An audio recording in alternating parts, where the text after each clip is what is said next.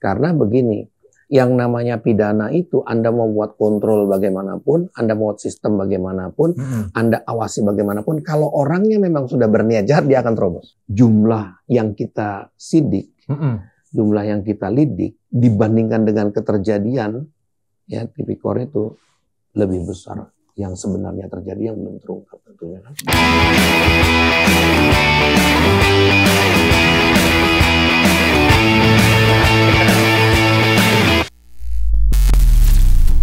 Saya mau nanya nih, kalau misalnya satu celah korupsi yang menurut Pak Agus sebagai pimpinan KPK yang paling harus urgent banget, mendesak segera ditutup, itu apa? Banyak celahnya. Tapi sebelum saya jawab, saya minum dulu. Maaf Pak, saya lupa kalau Bapak belum minum. Ini kerjaan si Toyo memang ya. Jadi begini. Iya Pak, silakan Pak. Yang biasa nampak di lapangan, di lapangan, yang kelihatan itu markup. Yang paling banyak di lapangan itu. Itu bahasa simpelnya apa ya Pak? Ibu-ibu yang markup itu dinaikkan harga barang dan jasa. Ya. Jadi harganya 100, bilangnya 200 gitu loh guys. Secara model, ini yang paling banyak. Ya. Tapi yang ada ibaratnya gunung es, yang ada di bawah permukaan, itu ada dua hal. Yang tidak nampak tapi besar. Biasanya ini besar. Apa itu Pak? Markdown. Markdown, yaitu revenue yang tidak disetorkan ke kas negara.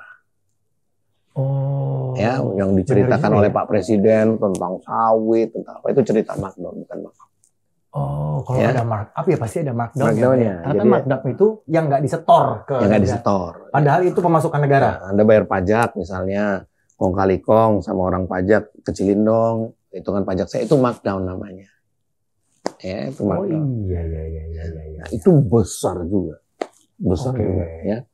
Nah, ada lagi yang celah yang harus ditambal juga. Itu masalah imparsialitas dalam pemberian izin dan lain sebagainya itu ya. Kenapa sih ini dikasih izin impor, di sini enggak, sini enggak, dan sebagainya. Itu imparsialitasnya harus ada. Ibaratnya itu abuse lah dalam authority, dalam kewenangan itu. Nah, ya, penyalahgunaan kewenangan dalam konteks pemberian izin-izin, license, kemudian permit dan lain sebagainya. Nah, itu tiga hal ini yang paling banyak kelihatan celahnya. Itu kayaknya udah di mana-mana ya Pak? Itu udah di mana-mana. Dan Anda tahu bahwa semua yang melakukan bukan yang di bawah. Iya. Karena kan ini hal besar. Kalau pungli, parkir liar, dan sebagainya, itu kita sebut dengan petty corruption. Korupsi kecil-kecilan lah. Itu berdampak bagi masyarakat luas, tapi dia tidak sistemik. Kecil, ya, tapi dia tidak sistemik. Yang bersinggungan saja dengan itu ya Pak ya? Tapi kalau yang ini, yang grand corruption itu berdampak bagi masyarakat luas dan sistemik. Itu berarti yang paling krusial menurut Pak Agus ya? Yang harus segera ditindak ya? Tapi ya caranya gimana ya Pak kalau sudah semasif ini gitu? Kayak sudah hampir di semua lembaga atau semua instansi kayaknya, maksudnya praktek-praktek itu kayak sudah bukan rahasia umum lagi kan Pak? Kembali ke cerita penyakit jiwa tadi. Yang kita assess itu subjeknya dulu. Tanya dulu seperti apa kejadiannya dan sebagainya. Kan itu kita sudah punya banyak datanya.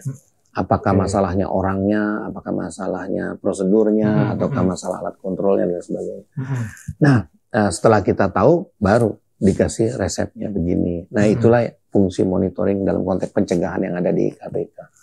Ya, dicek dulu resiko-resiko dari suatu organisasi seperti apa, lalu kemudian diberikan rekomendasinya. Kita rekomendasi ke pimpinan negara lembaganya. Kalau nggak mau, ya kita laporkan kepada Presiden.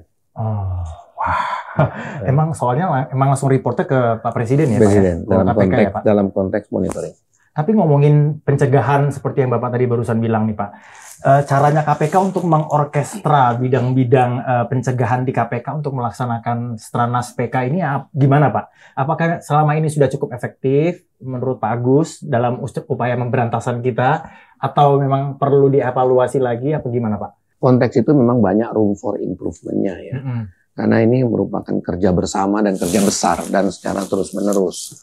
Nah, yang sedang kita lakukan adalah mengkoordinasikan orkestrasi di internal KPK dulu. Oke. Yaitu antara Deputi Informasi Data, Deputi Korsup, kemudian Deputi Penindakan, itu bekerja dengan irama yang sama dalam konteks Stranas PK ini. Oke. Ya, misalnya sudah ditetapkan fokus daripada Stranas PK dalam tahun ini itu ada 3, tentang tata niaga, tentang keuangan negara, dan tentang reformasi hukum. 3 hal ini kemudian menjadi menjadi titik awal untuk bergerak secara bersama-sama. Tapi sebelumnya kita mengumpulkan dulu resiko yang ada di masing-masing organisasi sehingga terbangun resiko besar di Republik ini itu apa nanti. Baru kemudian kita polakan, tahun pertama ini, tahun kedua ini, tahun ketiga ini, tahun keempat ini, dan tahun kelima ini. Dan ekspektasi saya kita bekerja dalam konteks 5 tahun seperti apa nanti bisa nampak. Dan semua deputi penindakan juga akan berusaha untuk memfokuskan pada hal-hal yang besar tadi. Yang besar tadi. Jadi kita nggak cari petty corruption yang kecil-kecil, kita berusaha untuk cari yang besar-besar saja. Dalam konteks pencegahan. Penindakan. Penindakan ya. Tapi ngomong-ngomong nih Pak, saya langsung kepikiran kalau misalnya ada penindakan, misalnya terus tiba-tiba terblow up gitu ya beritanya di masyarakat, itu tuh berarti semua maksudnya bagian-bagian dari KPK tuh tahu ya Pak ya kalau sedang melakukan penindakan terhadap oknum A misalnya gitu, atau kasus X gitu misalnya. Terinformasi apabila tapi bukan berarti tahu secara detail ya, karena kita ada pembagian kewenangan masing-masing ya. Posisinya seperti itu. Dan kita berharap begini, dengan kasus-kasus yang kita munculkan dan kemudian cerita-cerita tentang penegakan hukum yang kita tampilkan kepada publik, jauh daripada itu kita berusaha untuk memberikan deterrent effect. Apa itu ya Pak? Jadi gini, seandainya Anda tidak bisa dicegah, seandainya Anda tidak bisa diomongin, maka Anda harus timbul rasa takut. Karena ini tindak pidana, efek jerah ya Pak. Efek jerah. Ya. Anda harus timbul rasa takut pada waktu melakukan itu. Nah, inilah yang harusnya fungsi dari penindakan. Jadi memang tetap harus ada fungsi penindakan ini, karena begini. Yang namanya pidana itu Anda mau buat kontrol bagaimanapun, Anda mau buat sistem bagaimanapun, Anda awasi bagaimanapun, kalau orangnya memang sudah berniat jahat, dia akan terobos. Satu-satunya dia tidak terobos itu adalah apabila dia mengurungkan niatnya, betul. Mengapa orang mengurungkan niatnya? Berubah pikirannya, karena dia tahu dampak besar bagi dia itu melebihi apa yang dia peroleh. Contohnya diterbitkan rasa malu yang luar biasa, diterbitkan rasa sakit yang maksudnya social punishment yang luar biasa, sehingga dia kalau saya korupsi begini ini dampaknya bagi saya, keluarga dan sebagainya itu besar sekali. Dan kita sebenarnya berusaha untuk menyampaikan kepada masyarakat juga bahwa kita bekerja di titik penindakan itu adalah opsi terakhir sebenarnya. Untuk memberikan efek jerah. Dan itu tetap harus dilakukan karena jumlah yang kita sidik, jumlah yang kita lidik dibandingkan dengan keterjadian ya tipikor itu lebih besar yang sebenarnya terjadi yang belum terungkap tentunya kan. Gitu Pak. Ya itu menurut statistik lah. Karena resikonya ada, kemudian muncul ya kita lihat di lapangan seperti apa. Pak, ini pertanyaan bodoh-bodohan. Kalau dari cerita Pak Agus tadi, berarti kalau misalnya mau menindak gitu Pak, mau menindak satu kasus gitu, ada pertimbangan nggak sih Pak? Maksudnya selama ini kan yang kita tahu kan, ini merugikan negara sekian gitu. Ada pertimbangan kayak, yang ini kayaknya kita tidak usah publish atau gimana gitu. Maksudnya jadi kayak dengan pertimbangan-pertimbangan tertentu gitu, lebih baik tidak usah dipublish atau gimana. Itu ada kayak gitu nggak Pak? Jadi akhirnya maksudnya masyarakat jadi kayak ada yang memang di skip gitu, padahal juga ditindak gitu. Kalau itu kebijakan komunikasi saja ya, untuk dalam konteks penyelidikan selanjutnya ya. Posisinya. Berarti belum selesai maksudnya. Ya kan belum selesai. Kadang-kadang kan pelaku itu serial kan banyak, orangnya banyak, kemudian banyak, baru ketangkap satu, kemudian kalau kita ungkap metodologi, yang lainnya lari kan gitu. Itu masalah metodologi komunikasi saja. Tetapi kita berharap once kita ungkap, kita sampilkan, kita ceritakan ke publik, itu menimbulkan deterrent gitu. Oke. Karena kita berharap orang, oh iya di titik ini dia tidak melakukan lagi, karena sudah tertutup. Ada rasa kapok ya Pak? Ada rasa kapok. Kayak, oh ternyata dibeginikan. Iya, gitu. iya. Nah, di titik ini jadi saya jadi setuju Pak sama Pak Agus. Oh, ternyata memang pencegahan jadi lebih penting ya Pak untuk kedepannya ya. Sangat penting. Karena bagaimanapun penindakan kan kasusnya berarti udah ada. Tapi kalau mencegah berarti kan kedepannya kita berharap bahwa angkanya semakin berkurang gitu. Kalau misalnya nggak bisa lenyap sama sekali ya Pak. Satu episode udah mau habis. Ini kayaknya ini sudah membara ya pemirsa ya. Ini sudah kayak belantara ya tenggorokan saya ya ini. Wow, apakah saya harus minta air hujan? Kalau nggak disindir-sindir nggak dateng, heran banget. Silakan minum. Dan sekarang itu kan zamannya sudah air mineral, air dimasak lagi. Aduh, nggak mateng-mateng masak airnya. Kamu tadi ngerti nggak obrolan sama Pak Agus? Tadi kan saya sempat dengar tuh tentang markdown ya. Nah, saya ini kan suka taat pajak ya Pak, orangnya Pak ya. Masa? Taat pajak, saya jajan aja bayar pajak. Enggak ada. Maaf. Dan nggak bayar pajak. Jajanmu cuma lidi pedes, tapi kok bayar pajak?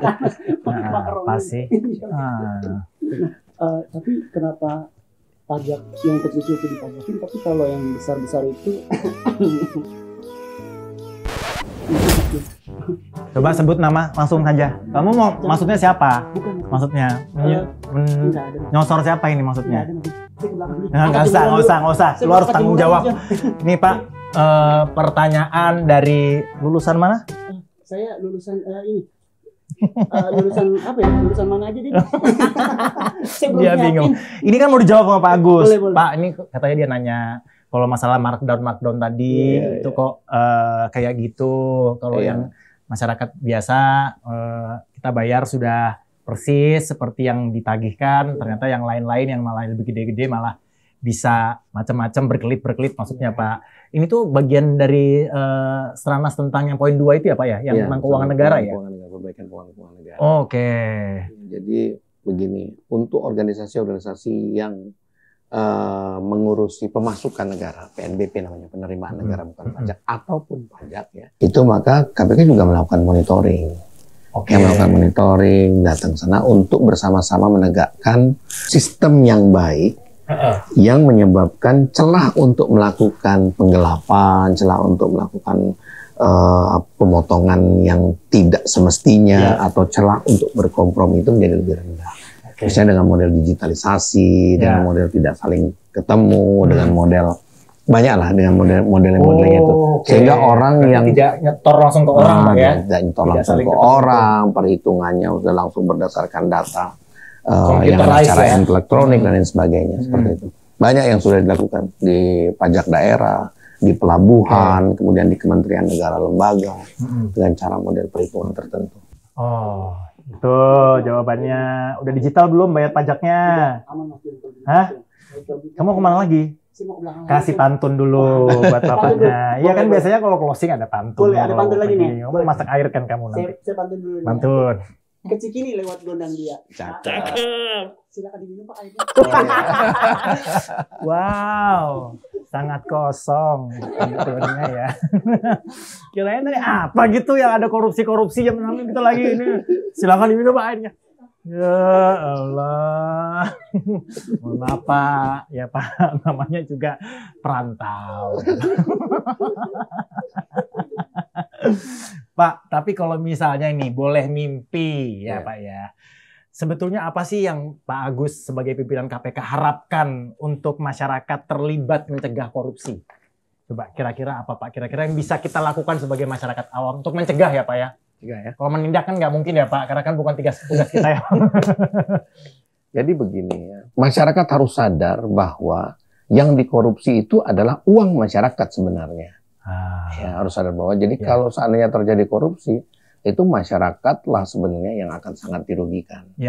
Yaitu dari berkurangnya anggaran untuk pelayanan, berkurangnya anggaran untuk kesehatan, pendidikan, dan sebagainya pada masyarakat. Terus dengan demikian, kita berharap masyarakat secara proaktif ikut serta berpartisipasi dalam proses pencegahan tindak pidana korupsi dengan cara laporkan.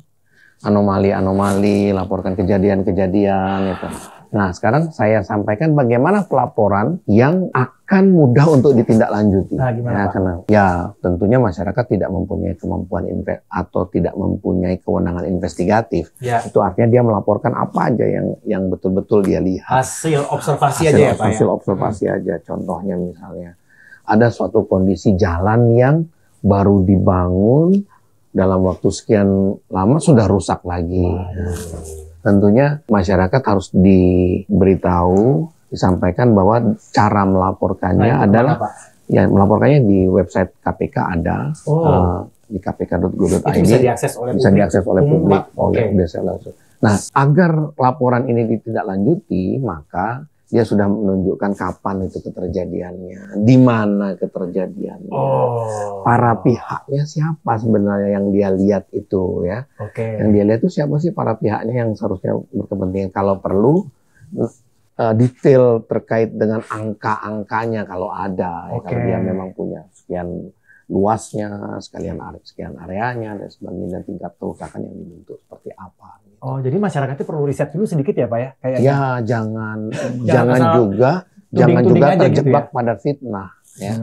Nggak boleh. Jangan jadi sebab daripada kerusakan jalan kan bukan karena korupsi juga, belum tentu juga, bisa juga karena kejadian alam, Untuk itu maka lakukanlah sedikit proses ini, sedikit proses telaahan oleh masyarakat. Iya. Jadi paling nggak lakukan riset mini kali ya, Pak ya, riset sedikit kira-kira siapa aja yang terkait, terus memang ini tahun berapa kalau memang kerusakan jalan gitu, dan memang kalau misalnya rata-rata misalnya kayak jalan itu umurnya berapa tahun, ini sudah sebelum berapa tahun sudah rusak dan sebagainya. Oke, berarti memang kita harus dituntut pintar juga ya, Pak ya, masyarakatnya ya, Pak ya. Tapi kalau misalnya Pak Agus mau kasih pesan nih buat yang nonton sebagai masyarakat untuk pencegahan korupsi, apa kira-kira pesan yang Pak Agus mau sampaikan? Iya, lihat, laporkan. Oh, sesimpel itu ya, Pak. Tapi ngerjainnya nggak simpel, pemirsa. Lihat, laporkan, lihat, dengar, laporkan. Ya. Oh gitu ya. Jadi website KPK selalu terbuka untuk diakses. Jadi kalau misalnya mau ada pengaduan-pengaduan, tapi tadi seperti yang Pak Agus bilang kayaknya guys, kita harus riset juga. Jangan asal tuding-tuding aja. Lihat ini salah, ganggu. Ini langsung tulis. Ini ganggu, tulis. Ganggu, tulis. Itu kan namanya kita egois juga. Jadi kita harus cari tahu dulu apa benar ini ada dugaan. Itu kan berarti masih dugaan ya, Pak ya? Dugaan ya. Oke. Kalau harus memberikan satu tantangan nih, Pak, katanya ke pendengar podcast ini yang sekarang lagi nonton untuk mencegah korupsi di lingkungannya, kira-kira tantangan apa yang Pak Agus mau berikan sebagai pimpinan KPK? Kebiasaan lama belum tentu bagus. Selalu ukur dengan kondisi ideal. Jadi begini, kata-kata dari dulu-dulu juga sudah begitu, ubah. Berarti emang dari sononya udah kayak gini sih. Gitu. Ubah. Kita lihat, oh iya ini sebenarnya harus bisa diubah. Jadi tantangannya, ya ubah kan. Sama-sama. Dari yang paling dekat. Ya. Jadi apapun yang bersinggungan sama kita, kalau misalnya memang sudah terjadi, sudah jadi culture. Kalau memang itu nggak ideal, kita perlu speak up ya, Pak. Speak up. Oh, baik. Smart people, memang pemberantasan korupsi ini nggak cuma sekedar nangkap-nangkapin orang ya, pemirsa ya, atau netizen ya. Jadi tadi sudah dengar dari Pak Agus bahwa pemberantasan korupsi itu sebetulnya cakupannya dari pencegahan, ada juga pendidikan, dan kemudian hasil dari pencegahan dan pendidikan ini baru penindakan gitu kan. Jadi rapor penindakan ini adalah akibat langsung dari hasil dari pencegahan dan pendidikannya gitu kan ya, Pak. Berarti memang PR-nya KPK ini luar biasa ribet juga ya, Pak. Selain yang kita lihat cuman menghukum si A, menangkap si B, menindak si C gitu. Ternyata ada juga dari pencegahannya yang itu makanya Stranas PK ada di situ ya, untuk mengambil bagian untuk mengintegrasikan apa yang perlu dilakukan untuk mencegah korupsi ya, Pak. Wah, ini ilmu baru ya, netizen. Nih, semoga diskusi kita ya yang tadi sudah panjang lebar dijelaskan oleh Pak Agus bisa menjadi pencerahan untuk semua yang lagi menonton atau menyaksikan podcast ini, dan kita pun makin paham aksi-aksi pencegahan korupsi dari Stranas PK dan juga yang sudah dilakukan dan sedang dikerjakan oleh KPK. Terima kasih banyak Pak Agus, terima kasih juga sudah hadir di podcast Stranas PK ini. Sampai ketemu lagi guys di John Pantau Korupsi dengan tamu yang pastinya tidak kalah dar-der-dor lagi di podcast-podcast atau episode-episode lainnya. Jangan lupa untuk like, subscribe kanal YouTube Stranas PK, dan kenali strateginya dan bantu pencegahannya. Terima kasih banyak Pak Agus. Thank you. Rakyat itu kan bayar pajak.